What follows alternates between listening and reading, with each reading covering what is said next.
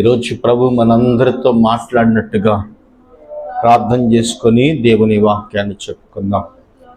పరిశుద్ధుడైన మా తండ్రి, ప్రేమ నమ్మకము కలిగిన మా యేసు ప్రభువా, నీకు వందనాలు స్తోత్రాలు చెల్లించుకుంటున్నాం. ఇంతవరకు నాయన మీరు క్షేమంగా ఉంచారు, పాటల్లో మీరు మహిమ పొందారు. దేవా, వాక్య పరిచయలో కూడా మీరు మా అందరితో మాట్లాడండి అయ్యా. వినగలిగిన చెవి, గ్రహించగలిగిన మనస్సు అయా మీరు మాకు అనుగ్రహించమని ప్రార్థన చేసుకుంటున్నాం. మీ చిత్తము జరిగించి మీరు మహిమ తెచ్చుకోమని అడుగుతున్నాం. తండ్రి, నీకే స్తోత్రాలు, నీకే స్తుతులు, నీకే స్తోత్రాలు చెల్లించుకుంటున్నాం అయ్యా.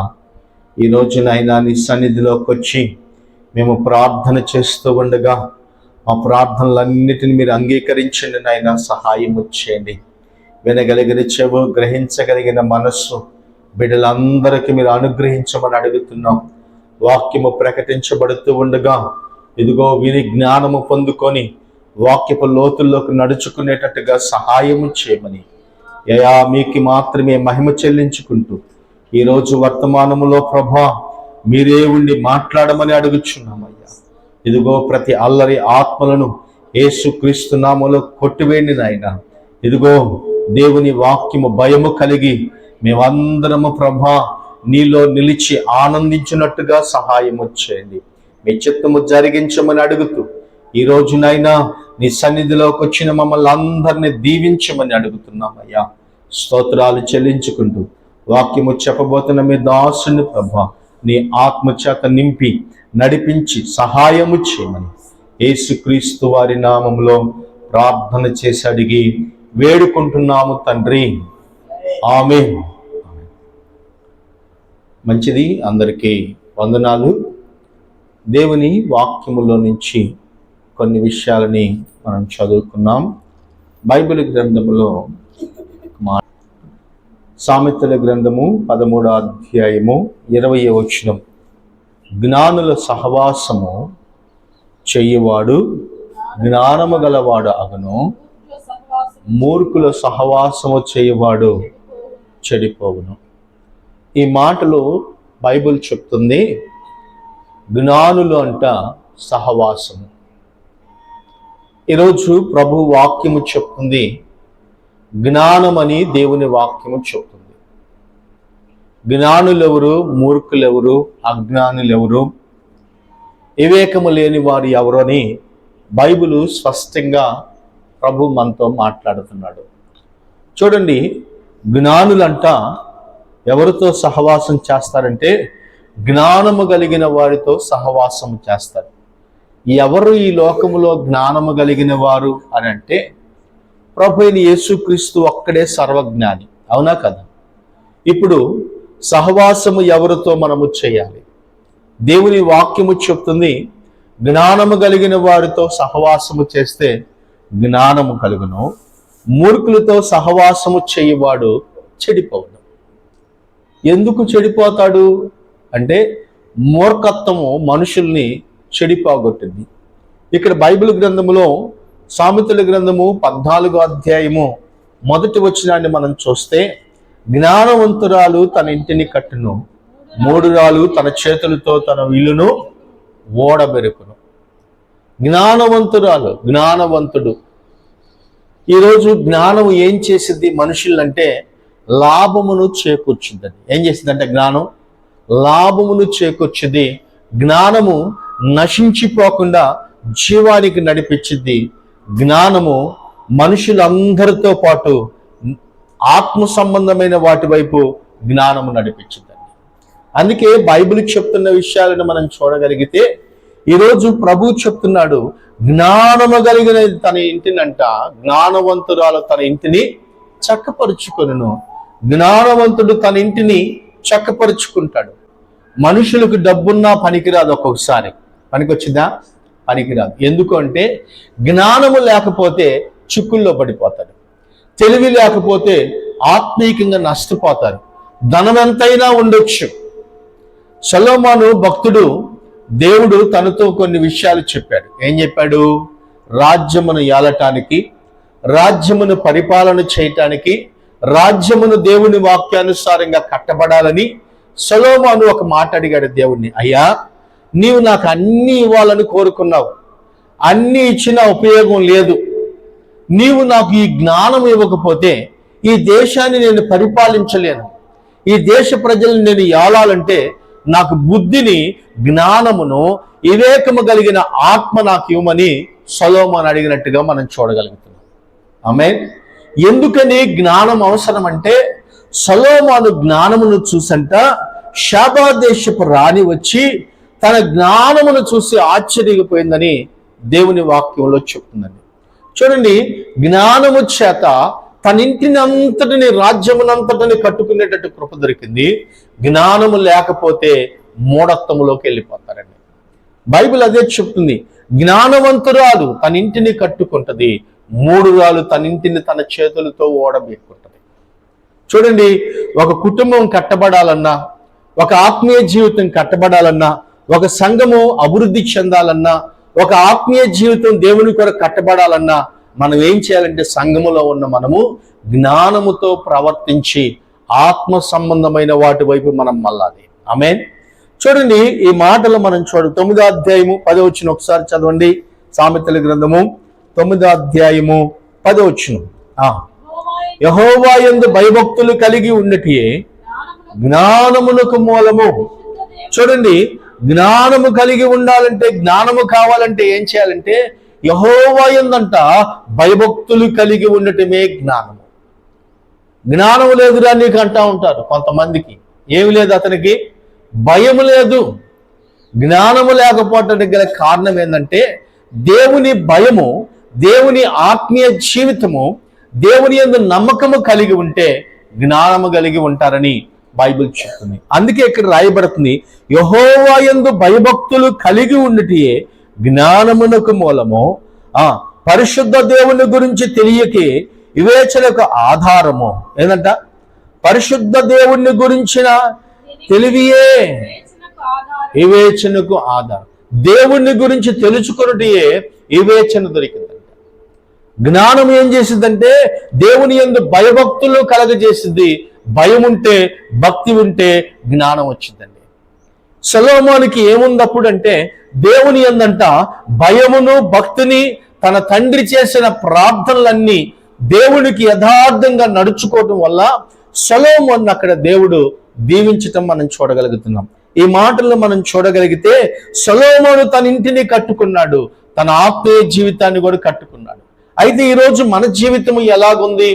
ఆత్మ సంబంధమైన జ్ఞానము కలిగి ఉంటే, మన జ్ఞానము కలిగి ఉండటం వల్ల లాభమును చేకూర్చబడితే నష్టమును మన జీవితంలో చూడలేమండి. అందుకే ప్రభువు చెప్తున్నాడు, జ్ఞానవంతురాలు తన ఇంటిని కట్టును, మూఢురాలు తన ఇంటిని తన చేతులతో ఓడబెరుకును. 11వ అధ్యాయము 22వ వచనం ఒకసారి చూడండి.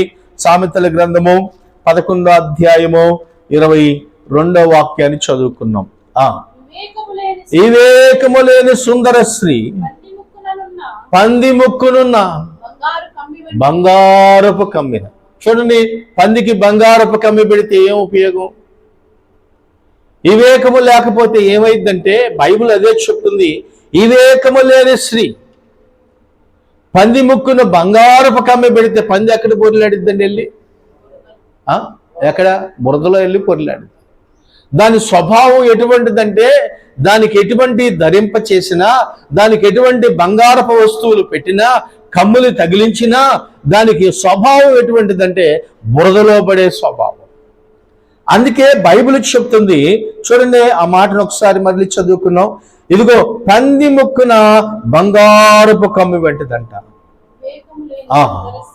చాలండి. వివేకము లేని పరస్త్రీ. ఈరోజు వివేకము చాలా అవసరం అండి. అందుకే యేసు ప్రభు తన శిష్యులతో చెప్పి పంపిస్తా కొన్ని మాటలు చెప్పాడు. ఏం చెప్పాడంటే, మీరు లోకములోనికి నేను మిమ్మల్ని పంపించుచున్నాను. ఎక్కడికంట? లోకములోనికి మిమ్మల్ని పంపించుచున్నాను, జ్ఞానుల వలె మీరు నడుచుకోండి. ఇదిగో, అజ్ఞానుల వలె కాక జ్ఞానము కలిగి ఉండమని యేసు ప్రభు చెప్పాడు. ఇదిగో, మీరు పాము వలె వివేకము కలిగి ఉండండి. పావురం వలె ఎట్లా ఉండాలంట? నిష్కపటమైన మనస్సు కలిగి ఉండాలి. పావురం ఎలాగుంటుంది? నిష్కపటంగా ఉంటుందంట. ఇదిగో దేవుని వాక్యములో రాయబడుతున్నటువంటి విషయాలు యేసు ప్రభువే చెప్పిన మాటలండి. ప్రభువే చెప్పాడు, పావురములాగా నిష్కపటంగా ఉండండి. పావురం ఎంత నిమ్మలంగా ఉంటుందో చూడండి. ఈరోజు జ్ఞానము కలిగిన వాడంట నిబ్బరము కలిగి శాంతం కలిగి ఉంటారండి. జ్ఞానము కలిగిన వారు. జ్ఞానము లేని వారు ఎలాగుంటారంటే అవివేకంతో పని చేస్తూ ఉంటారు. చూడండి, సామెతల గ్రంథము 16వ అధ్యాయము 14వ వచనాన్ని ఒకసారి మనం చదువుకున్నాం. 16వ అధ్యాయము 14వ వాక్యాన్ని చదువుకున్నాం. రాజు క్రోధమును మరణదోత, జ్ఞాని అయిన వాడు ఆ క్రోధమును శాంతిపరచును. జ్ఞాని అయిన వాడు ఏం చేస్తాడంటే శాంతము కలుగుతాడు. జ్ఞానము లేని వారు ఏం చేస్తారంటే శాంతం ఉండదు. శాంతం ఎక్కడి నుంచి వచ్చిద్దయ్యా అని అంటే, యెహోవా యందు భయభక్తులు కలిగి ఉంటే జ్ఞానం వచ్చింది. జ్ఞానం ఉన్నవారు శాంతంగా ఉంటారు. శాంతము లేని ఆత్మీయత మన జీవితాల్లో వ్యతిరేకతను తీసుకొచ్చింది. అందుకే అక్కడ రాయబడింది శాంతపరచును. ఏం పరిచిద్దంట? శాంతం పరిచిద్దంట. దేవుని వాక్యములో రాయబడుతుంది, రాజు క్రోధమును మరణదూత, జ్ఞాని అయిన వాడు ఆ క్రోధమును శాంతపరచును. జ్ఞాని అయిన వాడంట ఎటువంటి కోపం వచ్చినా సరే మనుషులకు శాంతము కలగ చేయగలుగుతాడు. ఈరోజు ప్రభు వాక్యం అదే చెప్తుంది, మన పిల్లలకంట కోపమును రేపకుండా ఉండాలని దేవుని వాక్యములో రాయబడింది. ఎందుకని కోపము రేపకూడదంటే, కోపము మరణానికి తీసుకెళ్ళింది. కోపం ఒక వ్యక్తి జీవితంలో దేవుని ఆజ్ఞను మీరేటట్టు చేసిద్ది. కోపము దేవుని చిత్తమును నెరవేర్చకుండా చేసిద్ది. అందుకే శాంతం అంట దేవుని వాక్యపు లోతుల్లోకి నడిపించిందండి. ఆమేన్. అందుకే శాంతముగా ఉండటము నేర్చుకోవాలి. యేసు ప్రభు చూడండి, ఆయన జీవితంలో ఎంతో మంది ఒడిదుడుకులు చూడగలిగాడు. ఆయన శరీరధారిగా ఉన్నప్పుడు, ఆయన భూమి మీద నడుచుకున్నప్పుడు ఆయన పోలి నడవమని చెప్పాడా, లేకపోతే మనుషుల పోలి నడవమని చెప్పాడు యేసు ప్రభు? నన్ను పోలి మీరు నడవమని యేసు ప్రభు చెప్పాడు. అంతేనా? మరి యేసు ప్రభు ఏమి చూపించాడు భూమి మీద? మరి ఆయన పోలి నడుచుకునే వారిలో మనం ఎలాగా దేవుని వాక్యాన్ని వింటున్నాము? ఆయన పోలి నడిచే వ్యక్తుల్లో ఆయన పోలికలు మనలో కనపడాలండి. కొంతమంది చూడండి, తండ్రి పోలికల్లో ఉన్నట్టున్నావయ్యా అంటారు. అవును, తండ్రి పోలికలే, కానీ వాక్యపోయిన తండ్రి, ఆత్మీకమైన తండ్రి, ఇదిగో పరలోకానికి తీసుకెళ్లే తండ్రి, జీవాన్ని కలగజేసే తండ్రి, ఆ తండ్రి పోలికల్లోకి మనం రాకపోతే మనం పరలోక రాజ్యములోకి వారసులుగా వెళ్ళలేము. ఒకవేళ వెళ్ళాలనుకున్నా, ఒకవేళ వెళ్ళాలని నువ్వు పరిగెత్తినా సరే దేవుడంట అక్కడ ఆపివేస్తాడంట. ఎందుకని ఆపేస్తాడంటే, ఇదిగో దేవుని చిత్తమును నెరవేర్చలేకపోయావు. మోషే బైబిల్ గ్రంథంలో మనం చూడగలిగితే దేవుని వాక్యము ఎరిగిన వాడు, ముఖాముఖిగా దేవుడితో తను మాట్లాడిన వ్యక్తే, దేవుని సత్యాన్ని వినగలిగిన వ్యక్తే. దేవుడు అతనితో కొన్ని విషయాలు మాట్లాడుతూ వచ్చాడు. ఆయన పర్వతం మీద 40 రాత్రులు 40 పగళ్ళు ఉన్నాడు మోషే.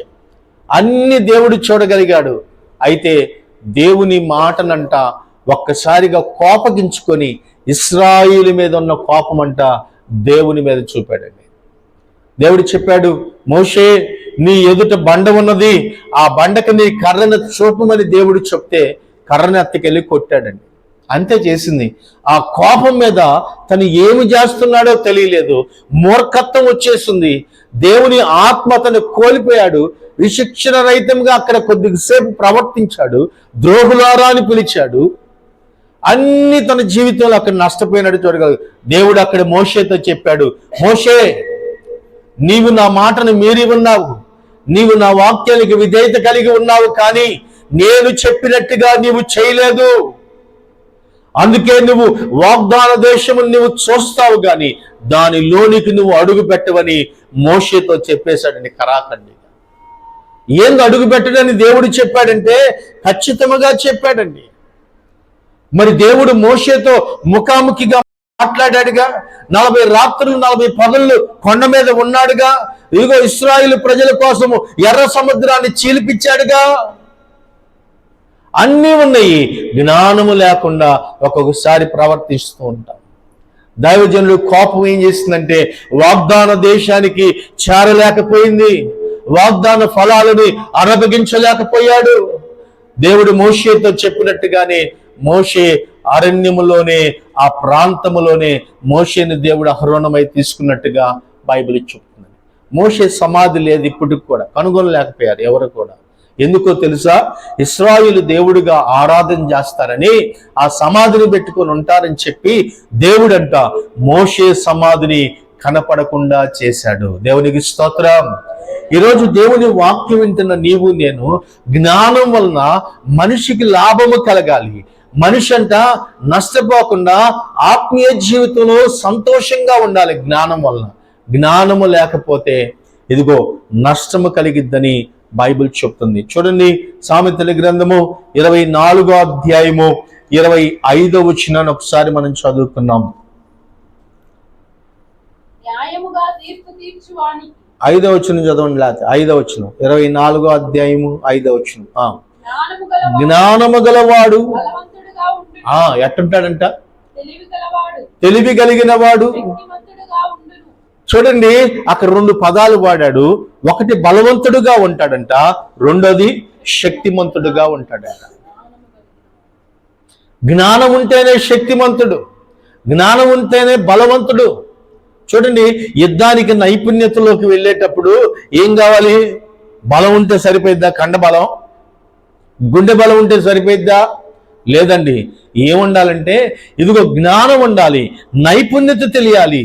దావీదుకి నైపుణ్యత తెలిసిందండి, సౌలుకు నైపుణ్యత తెలియలా. ఇదిగో దావీదు అన్నలకు నైపుణ్యత తెలియలా. దేవుని ఆత్మ కలిగిన వారుగా లేరు వాళ్ళు.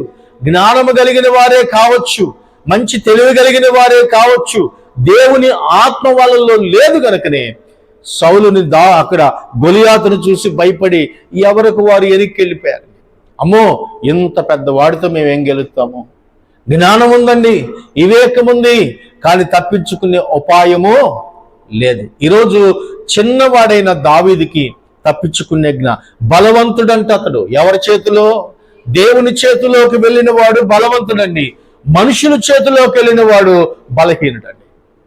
దేవుని చేతిలోకి ఎవరు వెళ్తారో, దేవుని చేతుల్లోకి ఎవరు ఆ జీవితాన్ని అప్పగించుకుంటారో వారి బలవంతుడు. ఎందుకంటే దావీదు అందుకే చిన్నవాడే కావచ్చు, కానీ దేవుని చేతిలోకి తన జీవితాన్ని అప్పగించుకున్నాడు. అందుకే అతడు బలవంతుడుగా ఉన్నాడు. రెండోదంట, అతడు శక్తిమంతుడుగా మార్చబడ్డాడండి. తెలివి కలిగిన వారు శక్తిమంతులే, తెలివి తక్కువ వారు కాదు. అపోస్తుడైన పౌలు అంటారు, అన్ని చేయదగినవే, అన్ని చేయదగినవే, కానీ ఎయ్యి చేయదగినవి కాదు, అవి మనుషులకు విరోధము. అందుకే దేవుని వాక్యములో రాయబడుతుంది, బలవంతుడుగా దేవుడు చేస్తాడంట జ్ఞానము కలిగి ఉంటే. జ్ఞానము లేకపోతే బలహీనుడే. ఎంత ఆస్తున్నా, ఎన్ని తెలివితేటలున్నా జ్ఞానం ఉండాలండి. అందుకే ప్రభువు చెప్తున్నాడు, జ్ఞానము కలిగిన వాడంట బలవంతుడు, రెండోదిగా తెలివి కలిగిన వాడంట శక్తిమంతుడు. శక్తిమంతుడు ఎలాగ మార్చబడతాడు? బైబిల్లో ఒక మాట ఉంది, శక్తి మనకు కావాలంటే ఎక్కడి నుంచి దొరికింది? బైబిల్లో ఒక మాట ఉంది, యెహోవా రెక్కల కిందే. ఎక్కడి నుంచి అంట? యెహోవా రెక్కల కింద నాకు బలము కలుగునని దేవుని వాక్యం ఉందండి. ఆయన రెక్కల కింద ద్రాగి ఉన్నవారు, ఆయన రెక్కల కింద నివసించిన వారికంట శక్తి దొరికిందని బైబిల్ అదే చెప్తుంది. శక్తిమంతులుగా మార్చబడాలి. ఈరోజు వాక్యం వింటాము కాదండి, వాక్యం విన్నదాన్ని మనం పట్టుకొని పాటించి నడవాలండి. చెప్పటమే కాదు, నేను చెప్పటమే కాదండి, నేను కూడా వాక్యానుసారంగా నడవకపోతే రేపు తీర్పులో నేను కూడా నిలువబడాల్సి వచ్చింది. నాకేం పెద్ద తీర్పే, నాకు కూడా పెద్ద తీర్పే ఉంటుంది. మీకే కాదు, నాకు కూడా తీర్పు ఉంటుంది. ఒకటి, మీకు బోధించానా లేదా సరిగ్గనేది. రెండోది, నేను ఆత్మీయంగా బోధించినట్టుగా నేను నడుచుకున్నానా లేదా అన్నది నాకు కూడా తీర్పు ఉంటుంది. అందరికీ తీర్పు ఉంటుంది. ఆ తీర్పులో మనం ఎట్లా ఉండాలంటే జ్ఞానము కలిగి నడుచుకున్న వాడంట మరణాన్ని తప్పించబడతాడంట.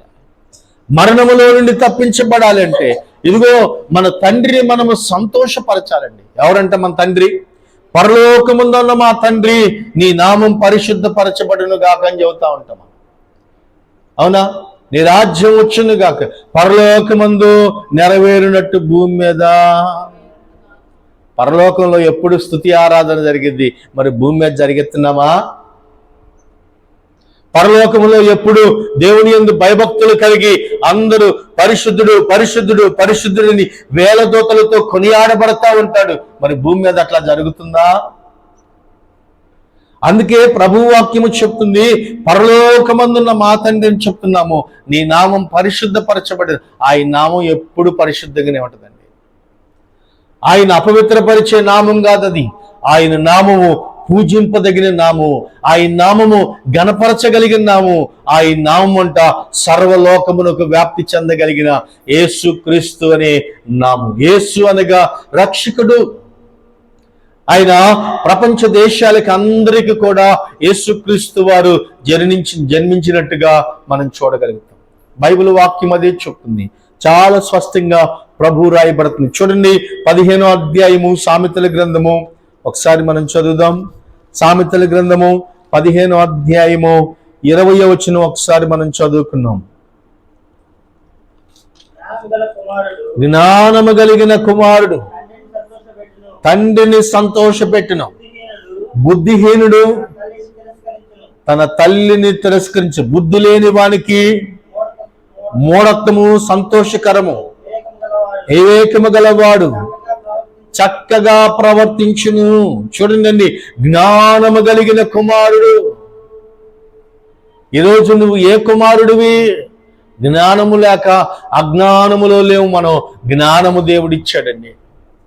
జ్ఞానము కలిగిన కుమారుడంట తండ్రిని సంతోష పెడతాడంట.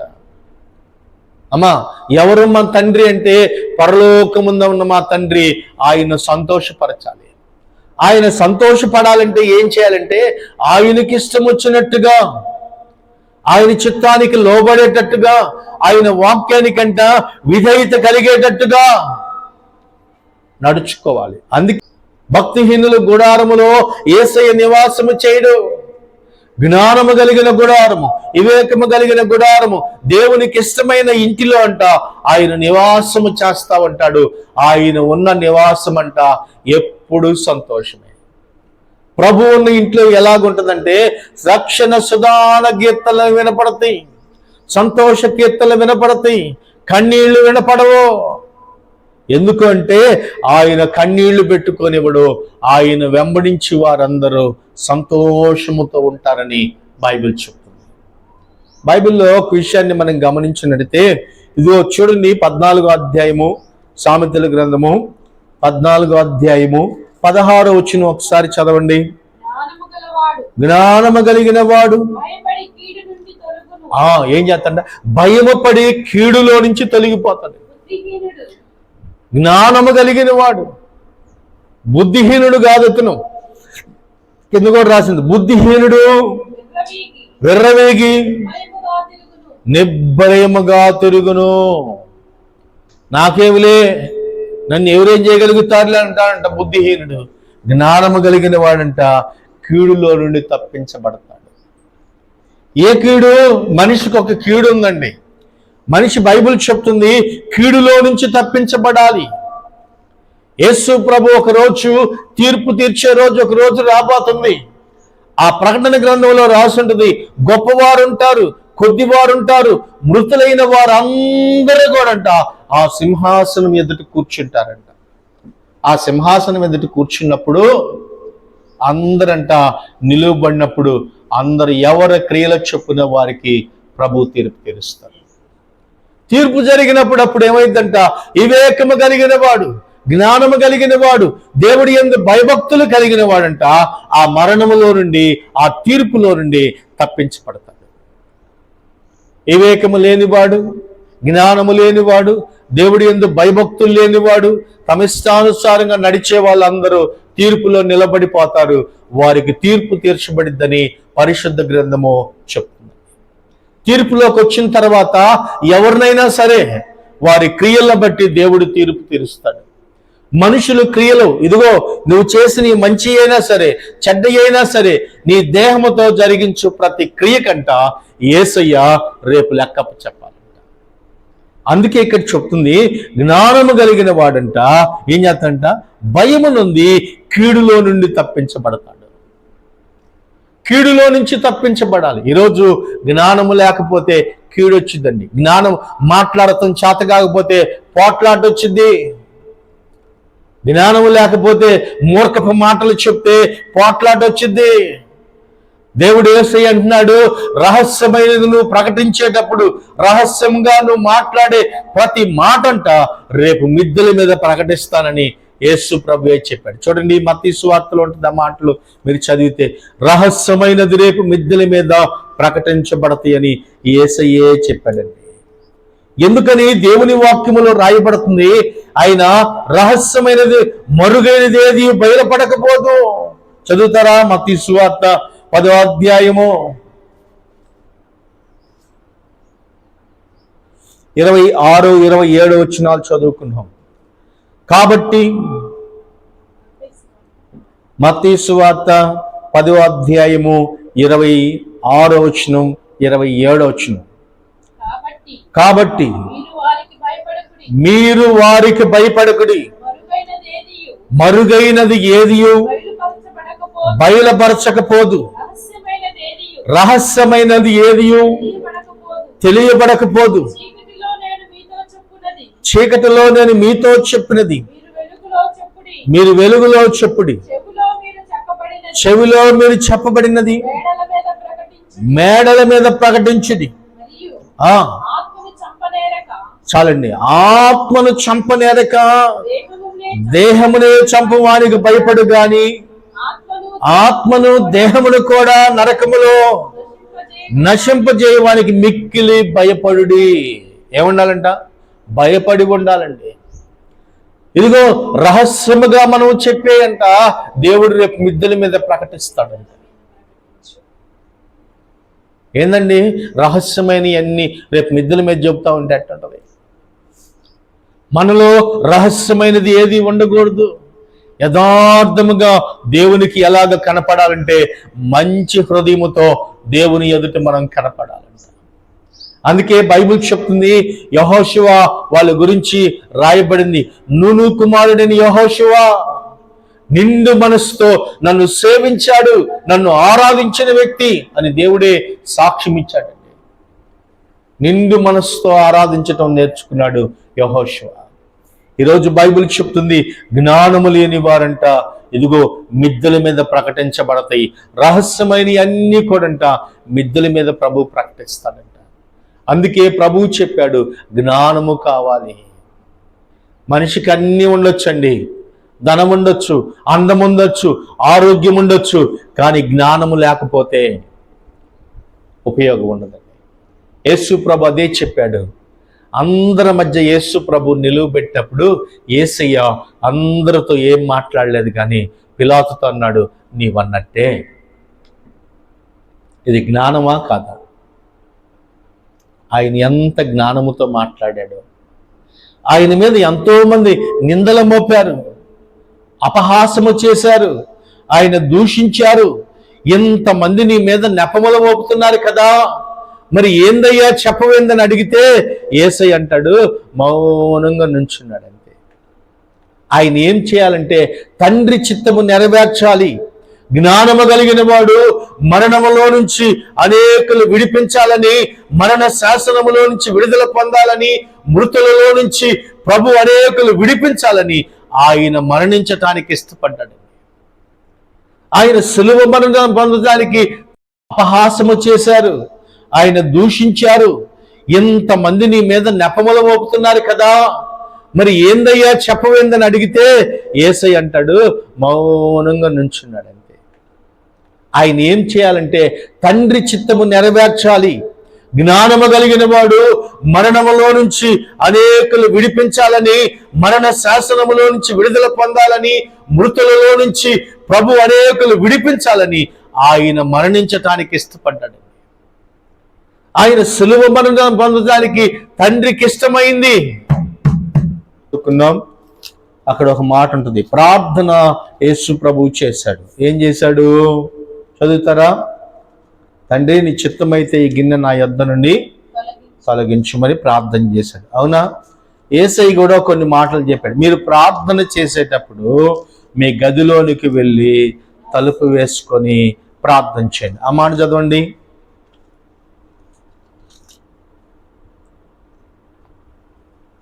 మత్తయి సువార్త 6వ అధ్యాయము 5వ వచనం కాడి నుంచి మనం చదువుకున్నాం. మరియు మీరు ప్రార్థనలు చేసేటప్పుడు ఏ దారులు అంట? వేషధారుల వలె ఉండకుండా మనుషులకు కనపడవలనని సమాజ మందిరముల్లోను వీధుల మూలల్లోను నిలిచి ప్రార్థన చేయటం మాని వారు తమ ఫలమును పొంది ఉన్నారని నిశ్చయముగా మీతో చెప్పుచున్నాను. నీవు ప్రార్థన చేసేటప్పుడు నీ గదిలోనికి వెళ్ళి తలుపు వేసి రహస్యమందున్న నీ తండ్రికి ప్రార్థన చేయము. అప్పుడు రహస్యమందు చూచుచున్న నీ తండ్రి ఏంటంట? మీరు ప్రార్థన చేయనప్పుడు అన్ని జనుల వలె వ్యర్థమైన మాటలు ఉచ్చరించకూడదు. గోలగోలగా కాదు. బైబిల్ అదే చెప్తుంది. దేవుని సన్నిధిలోకి మనం వెళ్ళేటప్పుడంట, మనము ప్రార్థన చేసేటప్పుడంట దేవుడు మన ప్రార్థన వింటున్నాడు.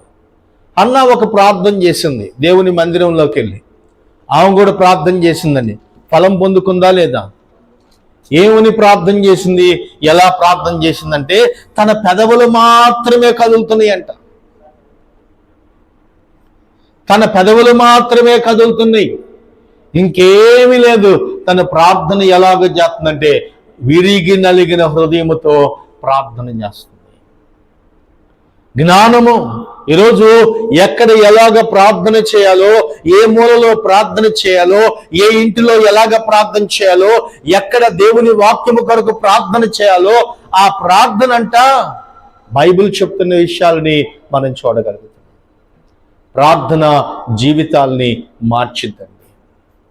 ప్రార్థన ఎలాగ చేయాలో యేసు ప్రభువు చెప్పాడు, ఎక్కడ చేయాలో చెప్పాడు, ఎలాగ ఉచ్చరించాలో చెప్పాడు. అందుకే బైబిల్ చెప్తున్న విషయాలని స్పష్టంగా ప్రభు మనతో మాట్లాడుతున్నాడు. ఈరోజు వాక్యపు లోతుల్లో యేసయ్య అంటున్నాడు, మన ప్రార్థన రహస్యంగా తండ్రికి కనపడాలి. అందుకే జ్ఞానముతో ప్రార్థన చేశాడు యేసుక్రీస్తు వారు. రాత్రి అంతా వెళ్ళి ప్రార్థన చేశాడు. యేసయ్యతో పాటు శిష్యులు కూడా ఎత్తుకెళ్ళాడా? కొంతమందిని ఏమో ఒక చోట ఉంచాడు, కొంతమందినేమో యేసు ప్రభు కొంత దూరం ఎత్తకెళ్ళి, ఇదిగో మీరు ఎక్కడే ఉండండి, నేను ప్రార్థన చేసుకొని వస్తానని చెప్పాడు. యేసయ్య ప్రార్థన చేసుకొని వచ్చేలేకే అందరు నిద్రపోతున్నారు. అందరు నిద్రపోతుంటే యేసు ప్రభు ఏమన్నాడు? అందరిని చూసి, ఇంకా నిద్రభారము వదలలేదా? యేసయ్య చెప్పాడు, ఇదిగో మీరు ఇంకా నిద్రపోతున్నారు, ఇదిగో గొర్రెల కాపరి మీ వద్ద నుంచి తీయబడుతున్నాడు. వాక్యం అదే చెప్తుంది. లోతైన మాటలు ప్రభు చెప్తున్న విషయాలు మనం చూడగలుగుతున్నాం. ప్రభు వాక్యం అదే రాయబడుతుంది. ఇదిగో నీవు చేయుచున్న ప్రార్థనలు దేవుడు వినాలి, జ్ఞానముతో ప్రార్థన చేయాలి. చచ్చిపోయిన కాడికి వెళ్ళి కృతజ్ఞత ప్రార్థన చేస్తే ఎట్టుంటుంది? ఏమండి? చచ్చిపోయాడు, ప్రజలు చనిపోయారు, అయ్యా ఈ సమాధి నిమిత్తం ప్రార్థన చేయమంటే ప్రభువా ఈ బిడ్డను దీవించు, ఆశీర్వదించని ప్రార్థన చేస్తే ఎట్టుంటుంది? ఇప్పుడు ఆ ప్రార్థన అక్కడ అవసరమా? ఈ కుటుంబానికి ఆదరణ కలగచేయండి ఆయన. ఈ సమాధి కార్యక్రమం జరుగుతూ ఉండగా కార్యాలు జరిగి పుట్టినరోజు ప్రార్థన చేయమన్నారు. పుట్టినరోజుకి ప్రార్థన చేయమని చెప్పారు. అయ్యా ఈ కుమారుని దర్శించు, జ్ఞానముతో నింపు, దేవుని దయందును మనుషుల దయందును వర్ధిల్లేటట్టుగా ప్రార్థన చేయమని చెప్పారు అనుకో. ఈ బిడ్డను ఆశీర్వదించయ్యా, మంచి ఉద్యోగాలు దయచేయి, మంచి జ్ఞానం ఇవ్వని ప్రార్థన చేస్తున్నాను. ఎట్టుంటుంది ఇప్పుడు? అంటే చేసే ప్రార్థన ప్రభు అదే చెప్తున్నాడు, జ్ఞానము లేని వలె ప్రార్థన చేయొద్దు. మనము చేసేటప్పుడంట జ్ఞానముతో ఎక్కడ ఎలాగ ప్రార్థన చేయాలో, ఎక్కడ ఎలాగ ప్రార్థన చేయాలో, ఎక్కడ ఎలాగ ప్రార్థించాలో అది నేర్చుకోవాలి. మందిరంలో కూర్చున్నప్పుడు దేవునికి స్తోత్రాలు చెల్లించు, ఇంట్లో కూర్చున్నప్పుడు రహస్యమందు నీ తండ్రికి ప్రార్థన చేయాలి. దేవుని వాక్యం అదే చెప్తుంది, నువ్వు చేసే ప్రార్థన దేవుడు ఎక్కడ ఉండైనా వింటాడండి. యోనా సముద్రములో చేప కడుపులో ఉన్నాడు. యోనా ప్రార్థన దేవుడు వినలేదా? భూమి మీద మనం ఉన్నాము, భూమి మీద మన ప్రార్థన దేవుడికి వినపడదా? యెషయా గ్రంథంలో ఉంటుంది, ఇదిగో 59వ అధ్యాయం 1వ వచనంలో, రక్షింపనేరకున్నట్టు యెహోవా హస్తము కొరచకాలేదు, విననేరకున్నట్టు ఆయన చెవులు మందముగా లేవు. ఆయన వింటాడు నీ ప్రార్థన. ఎలాగా ప్రార్థన చేయాలంటే జ్ఞానము ఆత్మతో ప్రార్థన చేయాలి. యేసు ప్రభువు చేసే ప్రార్థన ఎలాగుందంటే తండ్రి చిత్తానుసారంగా మూలుగుతూ కన్నీళ్లతో రోధిస్తున్న ప్రార్థన ఆయనది. ఆయన ప్రార్థన ఎలాగుందంటే తండ్రికంట విరిగి నలిగిన హృదయముతో కన్నీటితో కూడిన ప్రార్థన. చూడండి, బైబిల్ వచనాల్లో ఒక వచనాన్ని మనం చదువుకున్నాం. సామెతల గ్రంథము 8వ అధ్యాయము, సామెతల గ్రంథము 8వ అధ్యాయము 33వ వచనాన్ని ఒకసారి మనం చదువుదాం.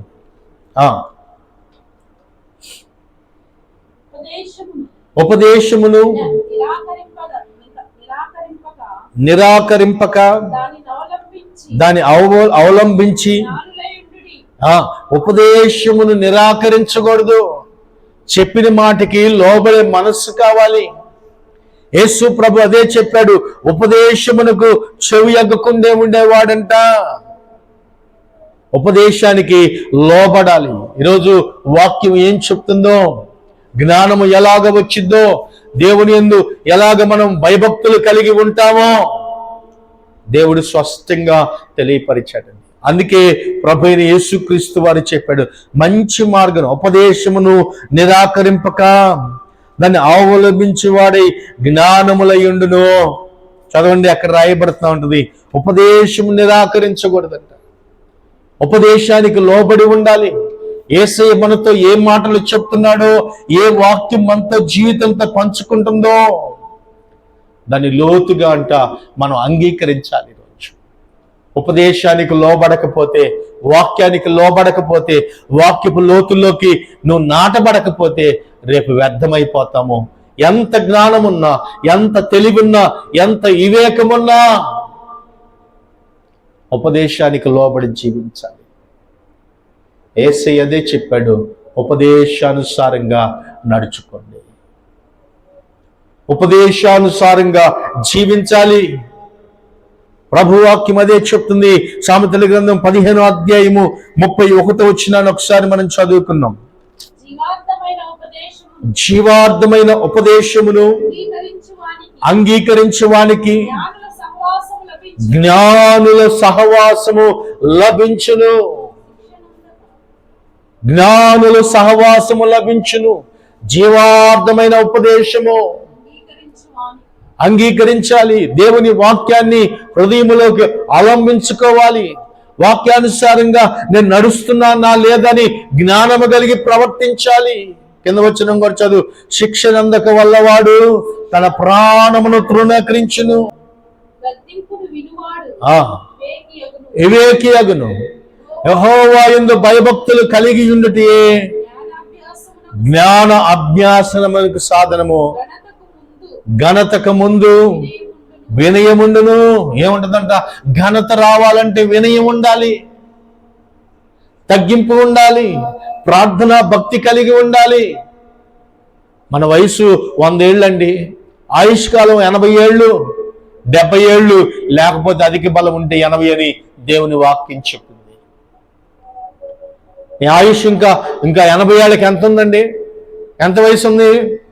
80 ఏళ్ళకి ఎంత ఉందండి అంటే 45 అండి. ఇప్పుడు 45 నుంచి 50, 60, 70, 80, 35 ఉంది దేవుడిచ్చిన ఆయుష్. మరి ఈ ఆయుష్ కాలంలో నేను సరిచేయబడకుండా, దేవుని వాక్యానికి లోబడకుండా, నా ఇష్టానుసారంగా నేను ప్రవర్తిస్తే వాక్యం అదే చెప్తుంది. ఇదిగో జీవార్థమైన ఉపదేశమును అంగీకరించు వారికి జ్ఞానులకు సహవాసము కలుగును. యేసు ప్రభుతో సహవాసం చేయగలుగుతారు. ఎక్కువ శాతము ఆయనతో గడపటానికి ఇష్టపడతాం.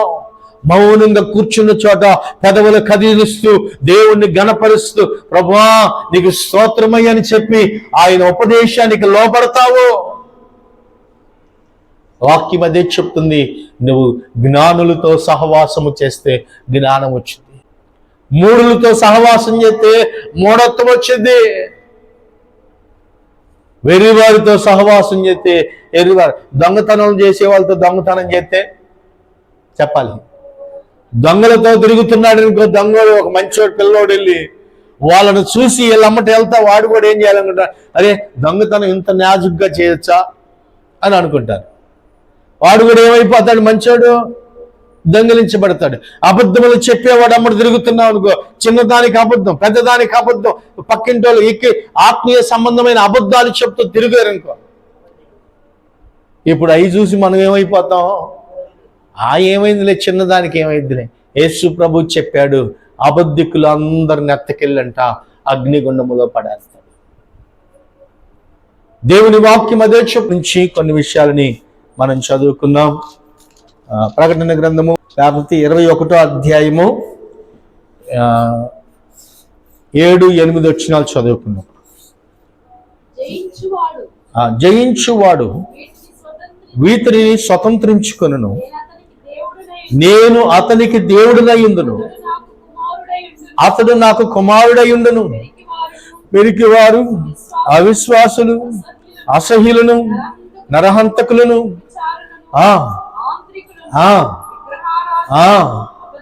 అబద్ధికులు అందరినీ ఎత్తకెళ్ళంట అగ్నిగంధకములో మండుచున్న పాలు పొందుదురు. అగ్నిగంధకములో పడివేస్తాడు. చిన్నదేలే అని మనం సర్దుకున్నాం అనుకో, చిన్నదాన్నైనా సరే పెద్దదానిగా దేవుడు భూతద్దం వేస్తాడు. చిన్నదే అగ్గిపుల్ల ఎంతండి, చిన్నదే అనుకుంటున్నామేమో. దేవుని వాక్యం చెబుతుంది చిన్నదాన్ని కూడా అంట దేవుడు రేపు పెద్దదానిగా చేయగలుగుతాడు. అందుకే బైబిల్ చెబుతున్న విషయాలు మనం స్పష్టంగా చూడగలిగితే దేవుని వాక్యములో రాయబడుతుంది, పిరికివారు, అవిశ్వాసులు, ఇదిగో నరహంతకులు, వ్యభిచారులు, మాంత్రికులు, విగ్రహారాధికులు, వీరందరినంట అబద్ధికులను ఎత్తకెళ్ళి అగ్నిగుండములో పడవేస్తారంట. ఏ గుండంలో అంట అమ్మ, ఏ గుండంలో అంట? ఇప్పుడు అగ్నిగుండంలో పడితే ఎట్టుంటది? ఇప్పుడు బాగా ఎండాకాలం వస్తుందండి, రేకుల కింద మనకి ఎట్టనిపించింది, అరే ఎండ బాగా కాస్తుంది, ఎండ ఆవిరి దిగుతుందని చెప్పి ఎండలాడి మొదలు పెట్టాం 9ంటికి. ఈ 9ంటికే మనం కంటిన్యూషన్ చేస్తున్నాం. ఎందుకని రేపు రాబోయే దినాల్లో మరి ఎండాకాలం వస్తే మళ్ళీ 9ంటికి మారిస్తే మళ్ళీ రాలేం. అందుకని మనం 9 గంటలకే ప్రార్థన మొదలుపెట్టి 11 గంటలకు ఆపేస్తాం. దేవుని వాక్యము చెప్తుంది, జ్ఞానము కలిగిన వాడంట ఉపదేశమునకు లోపడతాడంట, మూర్ఖత్వము కలిగిన వాడు ఇదిగో శిక్షనందక తప్పడని బైబిల్ చెప్తుంది.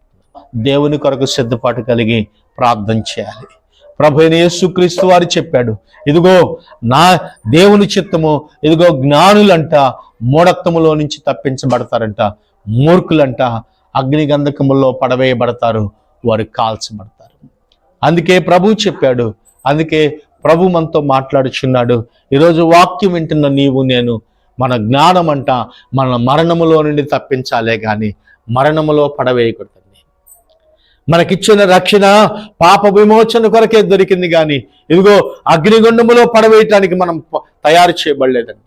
దేవుడు మనల్ని తనతో ఉంచుకోవటానికి, తన రాజ్యములో వారసులుగా మార్చబడటానికంట యేసయ్య మనల్ని ఏర్పరచుకున్నాడు. ఈరోజు వాక్యం వింటున్న నీవు నేను, లోతుగా దేవుని కొరకు వస్తున్న నీవు నేను, మరి దేవుని వాక్యం వింటున్న నీవు నేను ఎలాగున్నాం?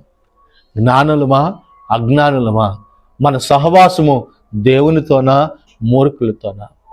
మన భక్తి ఆత్మ సంబంధమైన వారితోనా శరీర సంబంధమైన వారితోనా? మనం దేవుని కొరకు ఎలాగ సిద్ధపాటు కలిగి ఉన్నామో రేపు పరలోక రాజ్యమునకు వెళ్ళినప్పుడు తీర్పులోకి నుంచోక మునిపే ఇప్పుడు సరి చేసుకుందాం. ఇప్పుడు బాధగా ఉండొచ్చేమో, కష్టముగా ఉండొచ్చేమో, సరి చేసుకోబోతే రేపు అగ్నిగుండములో వేయబడతాం. యేసయ్య అంటున్నాడు, అగ్నిలో వేయబడటానికి కాదు నేను మిమ్మల్ని ఏర్పరచుకుంది, మీరు నాతో పాటు జయించి నా సింహాసనమందు మిమ్మల్ని కూర్చుండి పెట్టుకోవాలని యేసయ్య మనతో మాట్లాడుతూ. ఈ అధ్యాయము 6వ వచనం, ప్రకటన గ్రంథము 20వ అధ్యాయము 6వ వచనం. ఈ మొదటి పునరుద్ధానములో పాలుగలవారు ధన్యులను పరిశుద్ధులనయ్యుందురు. ఇట్టి వారి మీద రెండో మరణం అధికారము లేదు. వీరు దేవునికిని క్రీస్తుకును యాజకులై క్రీస్తుతో కూడా 1000 ఏండ్ల రాజ్యము చేయుదురు. 1000 ఏండ్ల పరిపాలన ఉంటది. ఏదంట? 1000 ఏండ్ల పాలన ఉంటుంది. 1000 సంవత్సరములు సరిచిన తర్వాత సాతాన్ని చెరసాల్లో వేయబడతాడు. వాడు విడిపించబడిన తర్వాత యుద్ధము జరిగిద్ది. ఇది పెద్ద ప్రాసెస్. ఇది చెప్పాలంటే దేవుని వాక్యములో రాయబడుతుంది, యుద్ధము జరిగిద్ది.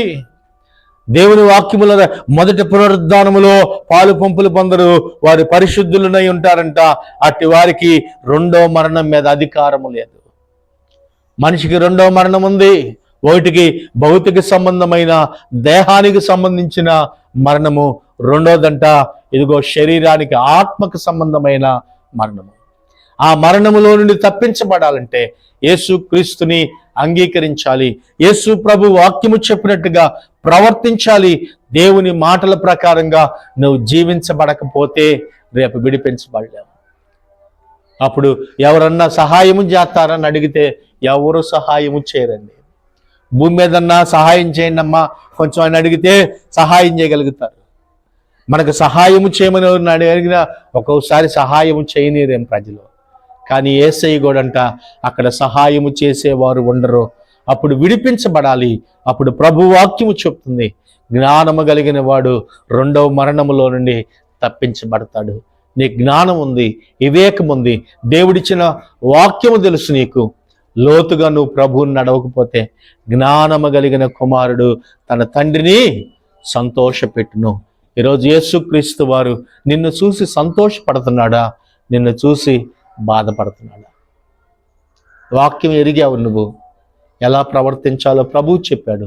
ఏది మంచిదో ప్రభువు చెప్పాడు, ఏది చెడ్డదో ప్రభువు చెప్పాడు, ఎలా మాట్లాడాలో ప్రభువు చెప్పాడు, ఏది పలకకూడదో నీ నోటికి ప్రభువు చెప్పాడు. అన్నీ తెలుసు. నాకు ఇష్టం వచ్చినట్టుగా పలుకుతాను, నా ఇష్టం వచ్చినట్టుగా జీవిస్తాను, నా ఇష్టం వచ్చినట్టుగా నేను ఉంటాను అంటే కుదరదండి. రేపు పరలోకంలో తీర్పులోనికి వెళ్ళాల్సి వచ్చింది. ఆ తీర్పులో నుండి నీవు నేను తప్పించబడాలంటే ప్రభువు చెప్పినట్టుగా భూమి మీద నడుచుకోవాలి. ప్రభువు చెప్పినట్టుగా నడుచుకోకపోతే రేపు తీర్పులోనికి వెళ్తాము. అక్కడ ఎవరు మనల్ని రక్షించరు, విడిపించరు. అప్పుడు ఏడుపులు పళ్ళు గొలుగులు ఉంటాయి. అప్పుడు ఎవరో తప్పించబడలేరు.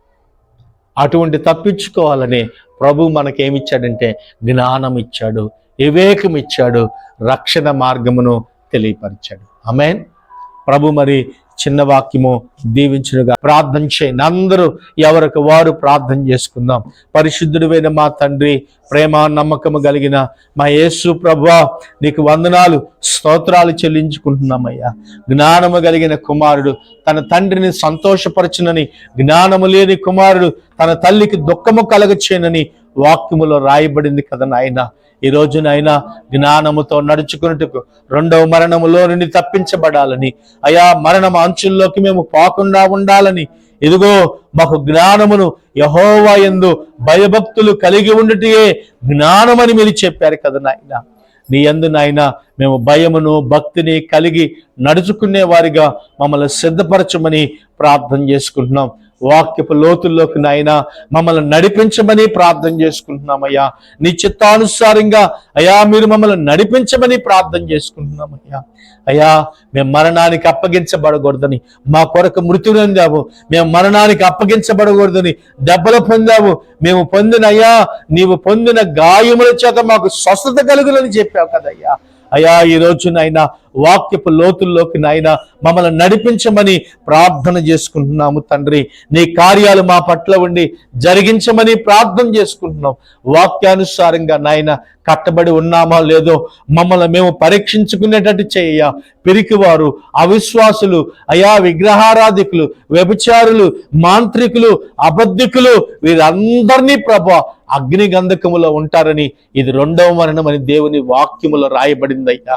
అట్టి మరణములో నుండి విడిపించబడటానికే కదా నాయన మేము రక్షణ పొందింది, మేము మారు మనసు పొందింది, మేము బాప్తిసం తీసుకుంది, మేము సంఘములో చేర్చబడింది.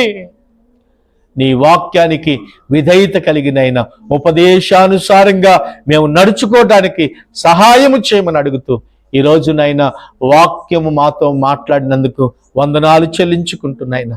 మా కొరకు పరలోకాన్ని విడిచి భూమిలోకి వచ్చావంటయ్యా. పరలోక భాగ్యమును విడిచిపెట్టావంటయ్యా. మనుషుల పోలికగా పుట్టావు, దాసుడు స్వరూపము ధరించుకున్నావంటయ్యా. నిన్ను నీవు రిక్తుడుగా చేసుకున్నావు. నేనయ్యా పరలోక రాజ్యానికి వారసుడు కావాలని, అయ్యా పరలోక పరదేశిలో నేను నివాసము చేయాలి నీతో పాటు నాయన.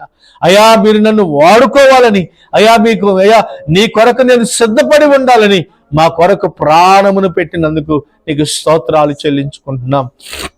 వాక్యము నాయన విన్న ప్రజలతో మీరు మాట్లాడారు. జ్ఞానవంతుడంట నాయన శిక్షను తప్పించుకుంటాడంటయ్యా. జ్ఞానవంతుడంట తండ్రిని సంతోష పెడతాడంటయ్యా. జ్ఞానవంతుడంట నాయన ఇదిగో ఉపదేశానికి లోబడి జీవిస్తాడంటయ్యా. జ్ఞానవంతుడంటయ్యా మరణములో నుండి తప్పించబడి జీవములోనికి దాడతాడని మీరు చెప్పారయ్యా. ఈ రోజునైనా వాక్యం వింటున్న బిడ్డలందరితో మాతో మీరు మాట్లాడమని అడుగుచున్నామయ్యా. వాక్యపు లోతుల్లోకి కట్టమని జ్ఞానముతో మేము నీ యందు నాయన యెహోవా యందు భయభక్తులు కలిగి ఉండటయే జ్ఞానము అని చెప్పారయ్యా. ఈరోజు నీ యందు భయమును భక్తిని కలిగి మేము జీవించుటకు సహాయము చేయమని వాక్యపు లోతుల్లోకి మీరుండి నడిపించమని ప్రార్థన చేసుకుంటూ అయ్యా నీ చిత్తము మా జీవితాల్లో ఉంచమని అడుగుతున్నాం. ఇంతవరకు నాయన వాక్యం విన్న ప్రజలతో నాయన మీరు మాట్లాడారు కదా నాయన. వాక్యపు లోతుల్లోకి నాయన మీరు కట్టి నడిపించినందుకు స్తోత్రాలు చెల్లిస్తున్నామయ్యా. నీ వాక్యము సజీవమైంది కదయ్యా.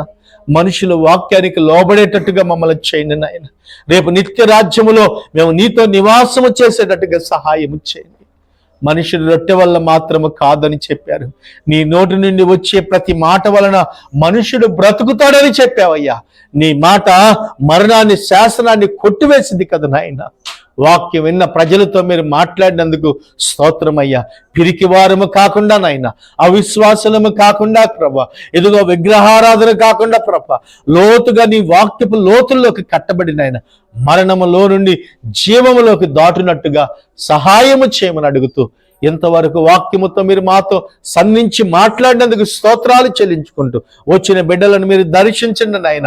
బిడ్డలనైనా వాక్యపు లోతుల్లోకి కట్టబడి దేవుని వాక్యానుసారంగా జీవించి నీకు నమ్మకమైన దాసులుగా బ్రతుకున్నట్టుగా మీరు చేయమని ప్రార్థన చేసుకుంటూ అయ్యా వాక్యము చేత మీరు కట్టినందుకు వందనాలు చెల్లించుకుంటూ ఇంతవరకు మీరు నడిపించిన విధానమును బట్టి ఈ ప్రార్థనా కూటికి మీ చేతులకు అప్పగించుకొని అయ్యా నీకు మాత్రమే మహిమ చెల్లించుకుంటూ యేసుక్రీస్తు వారి నామములో ప్రార్థన చేసి అడిగి వేడుకుంటున్నాము తండ్రి, ఆమేన్. మన తండ్రి అయిన దేవుడి దీవెన, కుమారుడైన యేసుక్రీస్తు వారి కృప, పరిశుద్ధాత్మ దేవుడు అన్నిమైన సహవాసము సకల పరిశుద్ధులకు మనకును ఆయన కృపతోడై నడిపించునుగాక. ఆమేన్. ఆమేన్. అందరికీ వందనాలు.